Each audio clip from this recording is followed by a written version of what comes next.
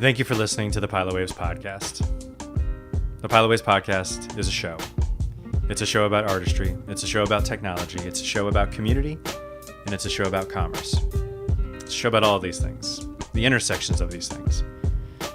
We ask the musicians and artists, and on today's show, a photographer. We ask that they come on our show and tell their personal stories of victories, of successes, of trials, of tribulations. We ask for them to come on and tell these stories because it further embeds us in the community with their success, and now our success is further embedded with them. This we do believe. On today's show, DMV-based photographer Brady Robinson, who has recently published a book, Art Desks, and you can purchase Art Desks at art-desks.com. You can also go to Brady Robinson's website. If you type in ebradyrobinson.com and look her up that way, you can purchase the book through there. You could also, if you are so inclined, on April 19th, you could go up to the Peter Hay Halpert Fine Art at Site 109, and you could not only get a copy of the book, you could have Brady Robinson sign it for you. Wouldn't that be amazing? Don't be jealous. I have one because I interviewed her. Brady Robinson also comes to us as a suggestion from another DMV-based photographer. Her name is Amanda Kleinman. And because I'm not as well-versed, not that I'm super well-versed in musician affairs, but I'm definitely a bit of a novice when it comes to photography. And so I asked another photographer to come on the show and interview Brady with me, and that was Amanda Kleinman. You can check out her work at amandakleinman.com. Without any further ado, in this first segment, you're going to hear Brady talk about what got her into photography, where her very first camera came from. You're going to hear her talk a little bit about the Arts Desk book and how to purchase it, which I just told you, but she's going to talk a little bit about it as well. And you'll also hear about her process and how she likes to keep her head and her heart on the same axis. If you want to know more, keep listening to the Pilot Waves podcast.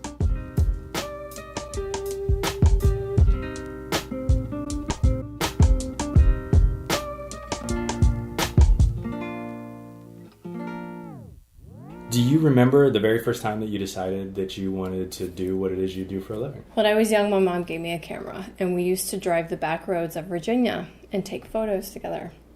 So that was sort of my entry into photography, and it was also an activity that I could share with my mom. And my mom was always very creative. She was sort of the had the skills of the house, very creative individual. So I think, and my sister's also very creative, so I think we get that from my mom. And then I get my business sense from my dad. And it's kind of funny, I still take a lot of photos out of moving objects. I love taking photographs out of a car, a plane window, and a train. And it's really strange, it really goes back to that early use of the camera. And then I always sort of knew that I wanted to be a photographer. I did it in high school. I did yearbook. When I was a teenager, my sister was an ad rep for a local newspaper, and she got me a job as a stringer for a newspaper. So I was actually working at a real newspaper when I was a teenager, and I learned a lot on the job. These two guys took me under their wing, and I learned how to make a deadline and how to get the story and how to work really fast. And I think that was really valuable and things that you can never learn in art school. Then I just went straight. I'm really grateful for that experience. And then when I went to art school, I kind of took a little detour about the way I use photography, but it's come full circle. I'm back to doing primarily documentary work, and I'm also working commercially. I was in academia for a really long time. I was teaching at a large university for almost 10 years, and I just left a tenure-track job at a large state university in a different state to work full-time. I felt like I really needed to be a photographer. So I'm just coming from this major change. But back to your question, I really started little. I started very young. I was probably maybe 7 or 8 years old. Did you have a 110? Is that what you... Oh, yeah, I had a 110. That's what I first had. It was great. The 110, yep. And then I upgraded. My first real camera was the Nikon FM2, and I shot a lot of film. I grew up in the Shenandoah Valley. It's a really small town, 60 miles west of here. And there wasn't a whole lot to do. So, and my sister and I are 6 years apart. So it was almost like she was kind of out of the house when I was growing up. So I always had to entertain myself. And it was very much like a kind of like a solitary activity. You know, I would play a lot outside. I was kind of a tom girl. I would like, you know, get a pocket knife and like make shit from sticks and play outside, go feed the neighbors' horses, go take photographs of the trees and the horses. So I was always in the natural world. And tell me a little bit about, you know, because so, you know, without dating any of us in the room at the same time, we all remember what technology was like before. You could take a million pictures of everything. Did you ever feel, do you remember what it was like when you actually had to take the care and the concern over like how much film you had to process versus now, which is like you can just take an endless stream of pictures, and the differences there? Well, I went to school at the Maryland Institute College of Art, and at MICA I gravitated towards photography because I thought it was a fast medium. So even when I went to art school back in the 90s, I thought, oh, I'm going to be a photographer because I'm impatient. I like to do things fast. And so thinking back on it, it's not actually really a fast activity. But I find when you capture an image, it's a fast activity. One of my favorite photographers is Cartier-Bresson, and he says he says a couple things. As photographers, you have to have your radar on. You always have to be looking. And you have to know your heart and your head have to be on the same axis. And it's very much a sense of timing. So even though we all work digitally for the most part, it's a fast activity upon capture. He also said you have to milk the cow a lot to get a little cheese, which is true. So even when I was shooting film, maybe I had 35 frames to deal with, but maybe 3 were going to be keepers. If you look at someone like Gary Winogrand's street photography, if you've ever seen his contact sheets, or even Robert Frank, the activity is very much active. It's very fast. But even though they're shooting film, you have to shoot a lot to get the cheese. Yeah. You have to go back to the same place. I mean, or depending on what your approach or what you're looking at is. I usually go someplace 3 or 4 times and stay there for a long time. And you have to go and look before you go sometimes. I'm a very intuitive photographer, and I work really fast. It's not really till I'm editing that the process slows down and I'm able to really look at what I've captured, look at the visual juxtapositions, look a little more deeply at the image and what is there. But in terms of activity, I still love photography because it's fast, it's instantaneous, and it's spontaneous. Can you talk, because I'm not familiar with the phrase head and heart on the same axis. Can you tell me what that means a little bit? Well, there's kind of 2 different types of photographers. There's those who respond to what they're seeing into the world, and then those who more capture something of sort of an inner sensibility. And I'm kind of the first one. I like to respond to the world. And I think in order to respond to the world and what you're seeing, you have to have some sensitivity and emotion and passion. But it's also a timing thing. And it's also an analytical process. I think visually you have to know when to hit the shutter, so when everything lines up in the world. So it's a timing thing. So in terms of the head and the heart being on the same axis, it's a marriage of both, visually what you're seeing and being analytical about what you're seeing, but also having a sensitivity to a moment and knowing when to capture that moment. I'm also coming at the end of a major project. I just did a documentary on the art world, combining this idea of someone's workspace as a portrait with the social experiment of navigating the art world, called Art Desk. Daylight Books just published the book, and originally it was very much a DC project. When I went to the publisher, in my mind, I wanted each book to be a different art market. But the publisher said, well, that's crazy. That's really expensive and it would be hard to sell. Why don't you just do the East Coast? Broaden the idea a bit. So the book is a culmination of over 3,000 images of people's workspace and includes 57 images from New York to Miami. So unfortunately, a lot of the DC work got cut, which I feel bad about. If people wanted to get your book, how could they get your book? The book is available. You can purchase directly from the book's website at art-desk.com.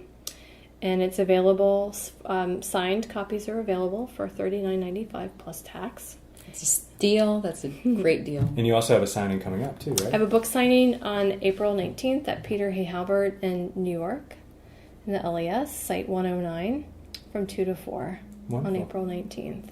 If someone was going to seek your services for portraits or commissions, what would be the best way to get in touch with you? The best way to get in touch with me and to talk about rates and availability is to email me directly.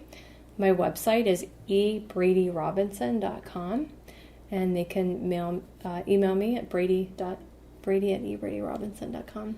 What's a desk that got cut out that broke your heart? Which one did you wish that you could have left in? Oh, there's too many to mention. Actually, one of my favorites was from Jamie. And I think it was your drawing. She said something like the checks in the mail, Kleiny, and it was this envelope. Do you remember that? Yeah. And I really loved it. Aww. But the photo editor is like, this doesn't fit. This is not going to work. This is just, it's too much of a departure. I'm like, yes, but I love it.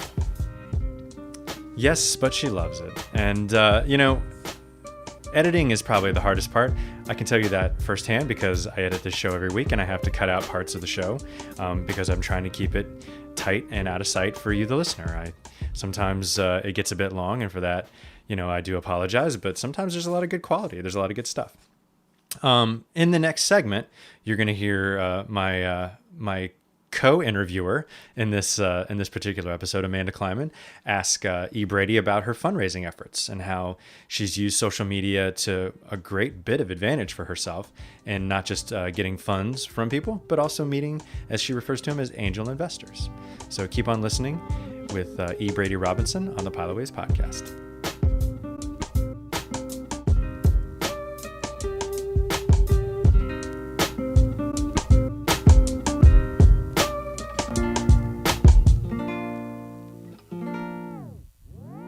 When I originally suggested to Alex that he talk to you for the show, and, I'm not asking you to reveal trade secrets, but I've always been impressed with what I perceive is really creative, innovative ways of funding your projects, of funding your life. And in a world where the difference between being a functional art person who can support themselves and being a very sad alcoholic is being creative and organized. And I told him about the Instagram sale that you did, and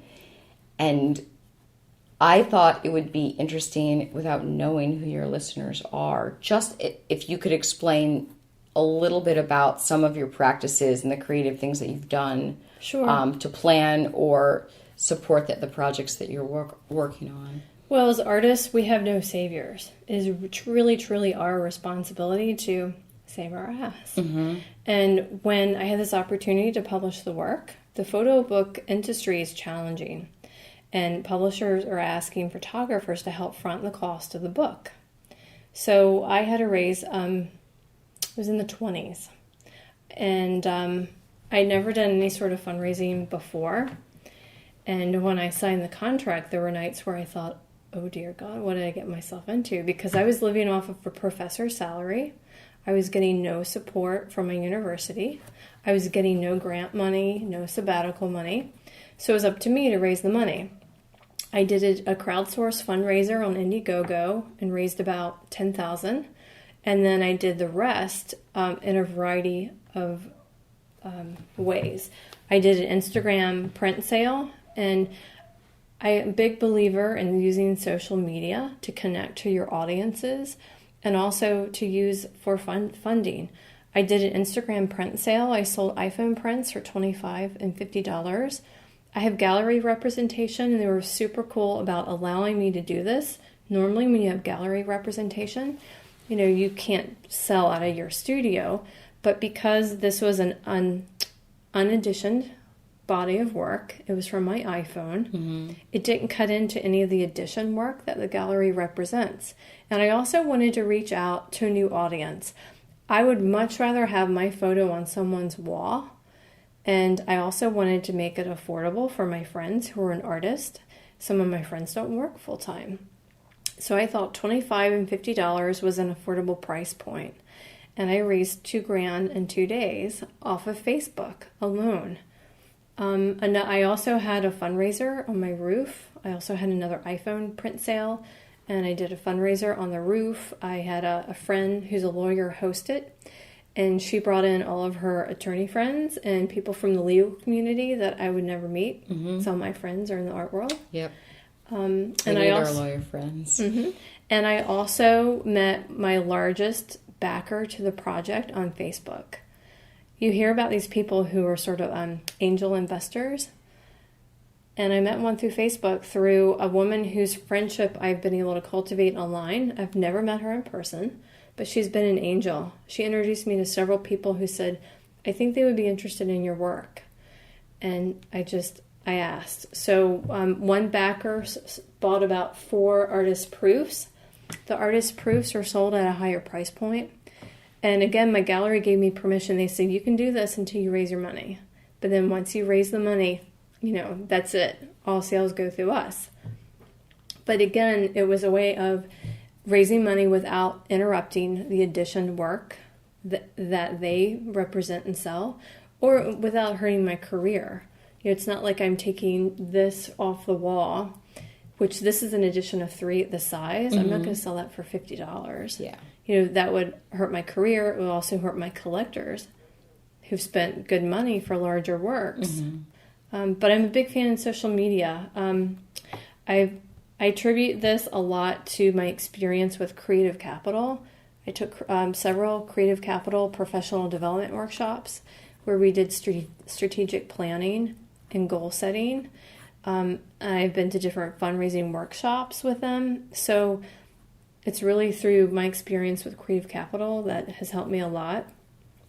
And leaving a full-time job was really scary. Not having a paycheck is really scary. Yeah. Well, just for a moment, not to take away from the fundraising you did, because it's amazing that you've been able to do this. Did you take the leap of signing the contract and being on the hook for this with all this in mind already? How much of it did you have planned before, and how much did you sort of just make up as you went?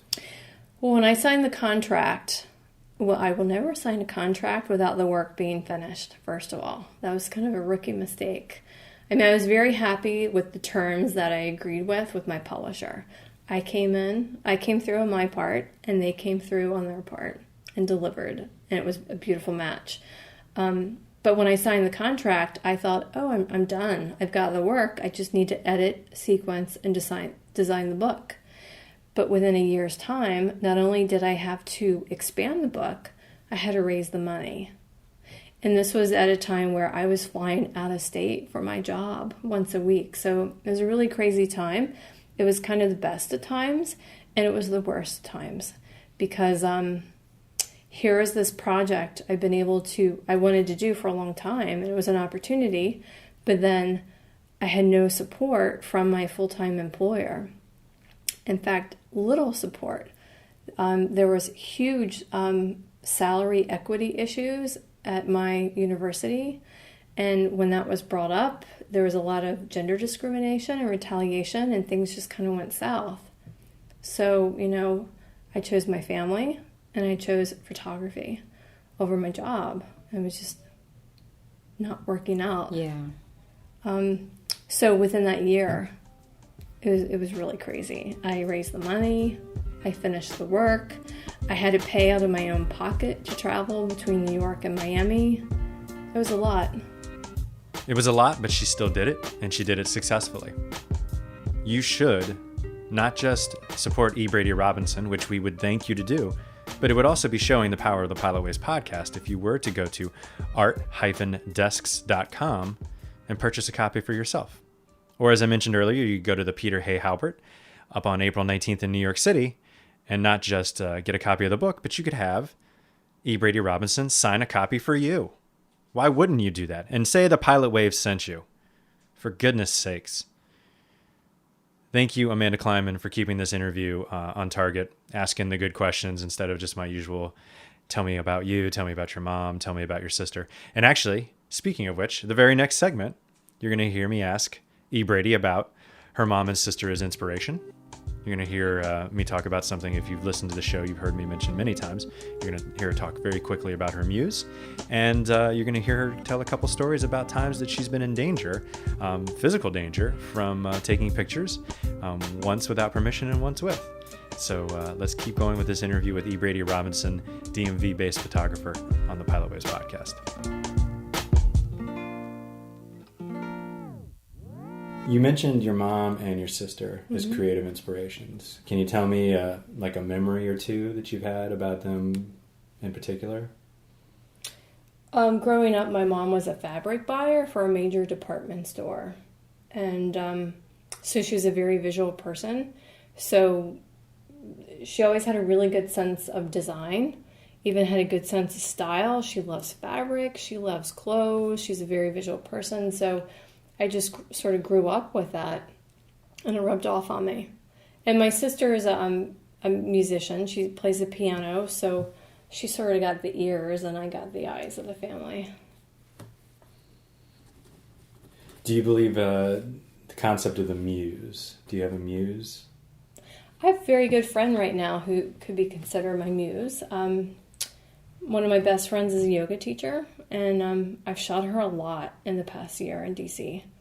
We even did a shoot on H Street where I called it street yoga. It was like street photography, but instead of straight street photography, we did different yoga poses depending on the environment.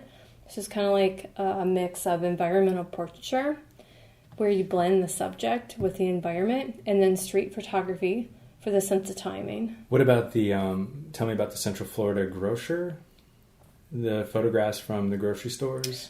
Oh, I was invited by a curator in Miami to participate in this group show in the Dominican Republic, and it was about immigration. And I wasn't sure what to do with that. And I decided, well, I want to photograph the Mexican grocers in Central Florida. So I did a series called El Super, documenting all the spaces of different Latin grocery stores and really looking at how those stores carry their culture. So it was an outsider looking in. It was my response to being in the show.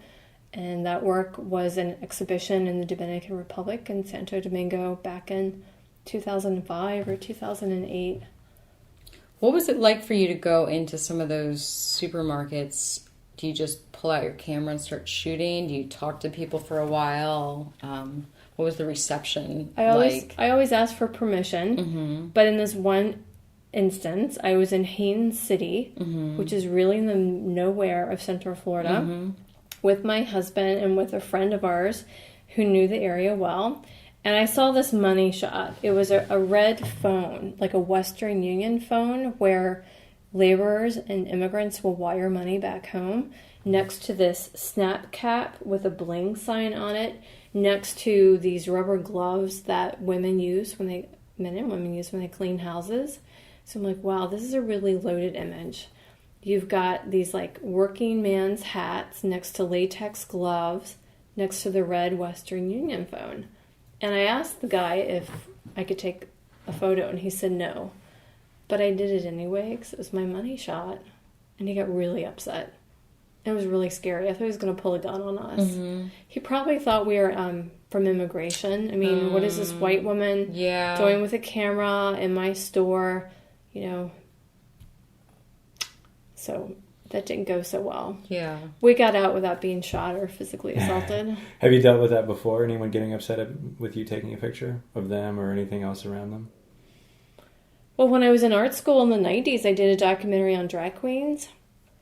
And I had permission and everything was going really well, but I almost got jumped going out of the club one night. A bunch of frat guys in a Jeep pulled up, and I think they thought I was gay. And they were coming at me. It was really awful. It was kind of like one of those scary movies when you try to get in your car, but your hands are shaking and you just can't unlock the car in time. I mean, I got in my car in time, but I was really frightened because I thought they were going to like come beat me up. And That's a scary story. And so, no one should ever feel like they're in danger for their art. But, some artists, they don't mind the danger. I mean, there's photographers that go to war zones. There's photographers that take pictures in supermarkets that they were told specifically not to. All kinds, right? E. Brady, I really, really, really appreciate you spending your valuable time with the Pilot Waves podcast and not just telling us about your art, but also telling us about how you raised funds. And in the next segment, we're going to do our usual Pilot Waves word association with the artistry, the technology, the community, and the commerce words. You're also going to hear how DC is good and bad for artists. And you're going to hear E. Brady talk a little bit about what it's like to be in a creative couple. She's married to a man who's a musician. And she gives us a little insight into how that works. You're also going to hear her talk a little bit about opportunities for artists in DC. And stay tuned. There's great information in this episode. And if you really want to show your appreciation to E. Brady Robinson, go to art-desks.com, purchase a copy of Art Desks for yourself, or go up to Peter Hay Halbert at Site 109 in New York City, April 19th, and get a copy for yourself and have her sign it.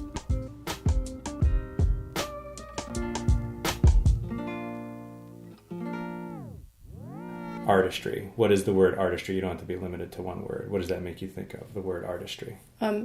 Craft, mastercraft, passion, execution, a real mastery of your skills. Is that across anything? Not even necessarily what one would consider to be like the classic fine arts? What about food? I'm looking very broadly at anyone who's creative. That can be in food. It could be in jewelry design. It could be in, product design, 3D design, like all across. Anyone who creates. I'm not limiting it to, photography. Anybody who creates. It sounds like you have some good experiences with like new modern technology. What does the word technology mean to you? 21st century, speed, open access. Information. Sorry, I cut you off. Community. Support. Commerce. Money. When has money challenged you and when has it benefited you? I think we've heard about how it's benefited you, but when has it challenged you? Oh, well, I say it would always be challenging. I mean... you don't have it figured out? It's not just old hat to you now? Oh, no, of course not. I mean, I don't have a paycheck anymore. So, I mean, there are times when I think, okay, how am I going to pay rent? How am I going to eat? And then I'll get a commission. Like, thank God I have a commission. So this is all very new. Only last August did I step away from my full-time job.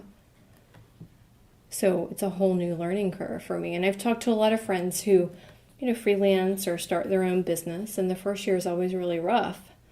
And someone said, if you aren't working today, you're not eating in 3 months. Where are you finding the most amount of fun for you right now? Like, where are you enjoying yourself? I know that you do stuff for work, and I don't mean to say that anything you do for money or for work isn't fun, but where are you just getting pure enjoyment, not necessarily, we'll call it, a means to make a living? I'm in love with DC. I love this city. I love the artist in the city, and I love the city itself. I like the creativity in the city. I love how there's a relationship between creativity and commerce. If you look at some of the businesses, I think they're ingenious. Like which ones? Tell me about those. Well, I love Union Kitchen across the street. Mm-hmm. It's the shared kitchen space for all the food trucks who come in. This kind of diverges from your question. Where I get fun in the studio. I have fun on my portrait commissions. Do you have a next project planned? Like your Yeah, next big one? I just signed with a gallery in Europe. Amstel Gallery just signed me up, and I've been invited to come to Amsterdam and start Art Desk Europe. Oh, cool. So probably in the fall, most likely in the fall, September or October, I'll head to Amsterdam and start shooting. So it's kind of like starting this leap of faith. Yeah. I don't know where it'll lead me, but I definitely want another book. Yeah. And I think Art Desk Europe would be a good part too. Has it been challenging for you and your marriage, like the challenges of having one person with an inconsistent income? You can say no to that. Well, my question. husband's also a musician and a music producer, Yeah. and so I think we honor each other's Yeah. deadlines. Yeah. You know, we don't have much of a social life lately. Usually on the weekend, I'm editing and he's doing music. Yeah. DC has been challenging. I think DC is really hard for our artists. There needs to be more affordable housing, more opportunities for artists to actually buy real estate and stay in the city. I think a lot of opportunities are out for artists to come in and live in a certain neighborhood, but it's only temporary. Mm-hmm. So, you know, artists will move in, we'll kind of kickstart the neighborhood, and then in a couple of years, out we go because, you know, the rents go back up to market value and we're kicked out. So that's my only regret of DC. I think there needs to be more opportunities to keep our artists in DC. Do you think, is it just real estate, or are there other issues that DC has with artistic creation and the artistic lifestyle? For me, it's space, you know, affordable living space, but also affordable studio space. I think there are plenty of opportunities to show work. You know, there's plenty of opportunities to have a group show or a pop-up show or even show in a gallery. I think there's plenty of support to show your work. I'm talking more about sustaining an artist life and career in terms of affordable studio space and living space, and making sure our artists can stay here. Are people purchasing art in the city? Yeah, I think so. I mean, of course, a lot of collectors go to New York, but I think people are buying art in DC. The one thing about DC is there's plenty of young professionals who have full-time employment in either government jobs or nonprofits, and they can afford to start a modest art collection at affordable art prices. So I think there's a lot of opportunity in that market. Where, for someone listening at home, where does someone even get started? I mean, I know you said pop-up shows and group shows, but are there particular areas that are great for the beginner, or particular areas that are better for intermediates? Where do you find that? As a collector or as an artist? As an artist? Well, there's a lot of great arts organizations that someone new to DC or early in their career can join. I recommend the Washington Project for the Arts. I recommend Transformer, Cultural DC, Flashpoint Gallery, even across the river to Arlington Arts Center. Mm-hmm. There are plenty of opportunities to apply for jury group shows that gets your work out there. Someone like WPA in an artist membership, you have real estate online. You can be part of their website. They have a lot of educational workshops and professional development opportunities. Transformer has a really awesome flat file system where they show emerging artists. So I think there's a lot of opportunity with emerging artists and a lot of the organizations in DC. What does DC do better than other cities, do you think, for artists? Do you think it does anything better, or do you think it stays about the same as New York City or Miami, you know, any other city you would name? Well, it's just different. You know, it's not New York, it's not Miami. But how is it better? Better? And you can say it's not. I mean, I'm not trying to lead you with that question. Well, what I do love about DC is everyone has a really hard work ethic. And I really appreciate that. And I think there's a lot of support here for artists. You know, there's a lot of creative economy in DC. There's a lot of people who their main source of income is through the arts, whether that's performing arts or theater or using their art degree in some manner. There's a lot of artists here. You know, DC has a sort of reputation as a stuffy town, but I think that's no longer. DC is vibrant and it's changing. There's a lot of creativity here. DC is vibrant and it is changing. Do you think it's changing for the better? Do you think it's changing for the worse? Do you not think it's changing? All these questions I have, you can interact with the Pilot Waves podcast. You can go to our Facebook page and you can look up Pilot Waves. You can tweet us at Pilot Waves, you can email us, culture@pilotwaves.com. I tell you what, first person who uses any of these methods to contact us, we will send you a crisp $5 bill. You heard that right. At Pilot Waves on Twitter, through Facebook, Pilot Waves, or email us, culture@pilotwaves.com. First person to do so, $5 in your pocket. I want to thank, again, Brady Robinson for being on the show. Wonderfully talented photographer. Go to art-desks.com, purchase a book, or go up to New York City to the Peter Hay Albert on April 19th and get a copy for yourself. I also wanted to thank another amazing photographer, Amanda Kleinman, for being on the show and interviewing Brady and bringing us Brady. She was the one who introduced me and suggested her for the show because of her unique, not just unique, I mean, lots of people do it, but she's doing it very successfully using social media to raise funds and meet investors and sell her work. She actually sold her work on Instagram, as you heard her. If you would like to continue and get some extra credit, not that I've already haven't tasked you with enough things. If you want some extra credit, go to Indiegogo, type in the two-word term, heavy breathing, and give us some money for a vinyl or a digital release. You can have them come play your town. You can get some original artwork by a member of Heavy Breathing. All these things and more can be yours if you give us some cash. So listen, if you want to use that $5 that you're going to win by contacting us and use that towards a Heavy Breathing release, that would be, is that what they call synergy? Oh, I just wanted to wrap things up with, again, thanking you, the listener, for listening to this episode. I want to thank our marketing company, Misha Communications, and again, thank Brady Robinson and Amanda Kleinman for spending their very valuable time with the Pilot Waves podcast and giving us all sorts of insight into the creative process and fundraising efforts.